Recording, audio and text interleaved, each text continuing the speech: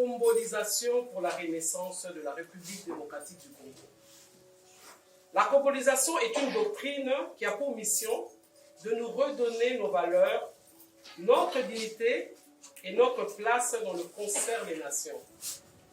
Elle prône la prise de conscience de la situation dans laquelle nous sommes, de ce que nous devons être comme État-nation et comme citoyens.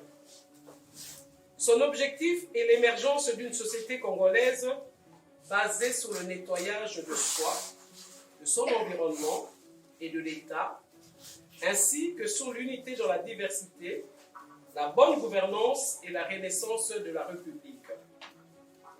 Pour arriver à cette renaissance, il faut commencer par rompre avec le système de prédation qui s'est érigé en mode de vie au quotidien, dans la gestion de la chose publique, avec la participation passive des Congolais et la complicité active de la classe politique du pays.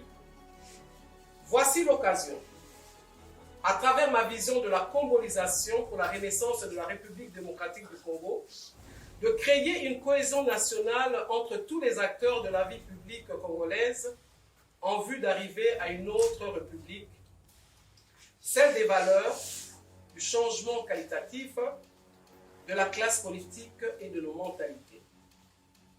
Chers compatriotes, chers frères et sœurs, constatons les turbulences politiques, comme je viens de vous les expliquer, les conflits tribaux et la mauvaise gestion de la chose publique, sans que le peuple congolais ne se retrouve et ne sorte de sa misère, le devoir individuel et collectif des Congolais est de s'arrêter un moment et d'aller à la racine du mal pour les vraies solutions.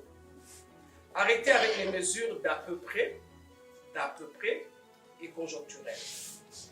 Le fonctionnement des régimes politiques successifs depuis l'indépendance, donc depuis 1960, où le système politique désignant le mode d'organisation du pouvoir politique est, par un dysfonctionnement structurel, la raison de la faillite de l'État. Mao Tse-tung disait « La politique est une guerre sans effusion de sang, et la guerre, une politique avec effusion du sang. » La politique congolaise, celle de depuis l'indépendance, est la cause majeure de l'insécurité sur l'étendue du territoire congolais. Celle-ci risque de s'y implanter si nous ne maîtrisons pas le savoir de nos armes ainsi que les armes de notre savoir. Notre pays, la République démocratique du Congo, est en guerre dès la création de cet État jusqu'à nos jours. Il s'impose une autre lecture de la politique menée dans notre pays. Les gouvernements se sont succédés sans avoir jamais eu à concevoir une approche cohérente pour une meilleure figuration de l'État dans une vision répondant à notre vocation universelle qui intègre la donne du pourquoi notre pays est soumis à la guerre. Ainsi, il nous faut, d'un élan et intelligence patriotique, envisager une autre politique dans un autre système. Il convient d'engager notre pays dans un processus qui puisse aboutir à sa renaissance. Nous avons connu une première naissance, un certain 1er juillet 1885, État indépendant du Congo.